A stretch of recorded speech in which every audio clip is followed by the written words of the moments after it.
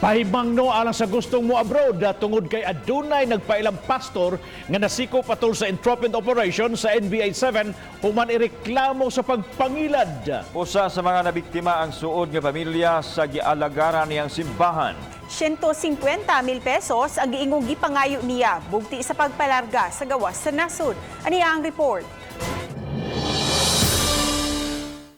Nagtingkagol karon sa detention cell sa NBI 7 si Bernardo Albarracin Albarando alias Pastor Billy. 53 anyos tagalungsod sa Argao ug giingong pastor sa usa ka religious denomination. Nadakpan siya sa entrapment operation sa NBI ni adtong Hunyo 10 human nagpatabang ang mga biktima tungod sa dakong kwarta nga nakuha kanila sa suspect. 80,000 ngadto sa 160,000 pesos ang nakuha sa suspect sa matag biktima. Gi-verify na to sa Philippine Overseas Employment Agency. Nag-certify sila nga kaning si Bernardo Albarracin Albarando in his personal capacity is not licensed, authorized by the POA to recruit workers for overseas employment, meaning illegal.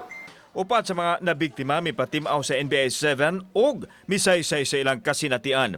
Nisalig lang sad ko. Tapos matod niya, 25 years na daw siyang nagpalarga sa laing nasod. Wala daw siya paltos. Tinudon kay kung ni kuan pa ta siya atong nireklamo mi, siguro masettle pa mi atong nga time. Kay wala pa mi niabot diri. Nabot naman mi diri. Naghaso naman Miss NBI. Langan man amo lang kawangon ng ilang tabang namo. Kini magtiayon nang huwam pagkwarta nga gihatag sa suspect. Abda na lang og 6 months, sige migbalik-balik sa ilahang pasalig niya is kanang kuan ra kuno kanang nag-lockdown kuno ang kuan ang didto sa Manila. Lakip sa iyahang nabiktima ang suod nga pamilya ug kauban pagyud sa simbahan. Upat ka miyembros pamilya ni Miko Mag-aso nakabayad og tag 150,000 pesos sa suspect tungod sa dakong pagsalig nga makalarga ngadto sa New Zealand. Apan mga pasalig ra di ay nga bakak. Salig hapon man niya kay kana gum pastor dayon kuan pod kanang iyang igsuon ako no didto nya sa kuan pa butbut man dai tanan. Gisukmatan ni Miko ang suspect sulod sa detention cell.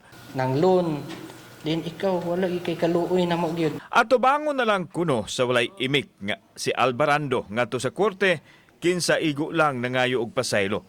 Nakahatag daw silang kwarta nimo tinuon ba? Wala. Ha? Wala.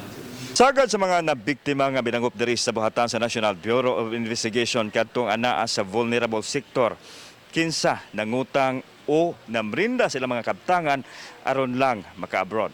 Nasuta sa NBI ug sa mga biktima nga gigamit ang pangalan sa kumpanya sa pagpangilad. Sa pandemic, grabe kayong affected, di ba? Daghang nawagtang trabaho.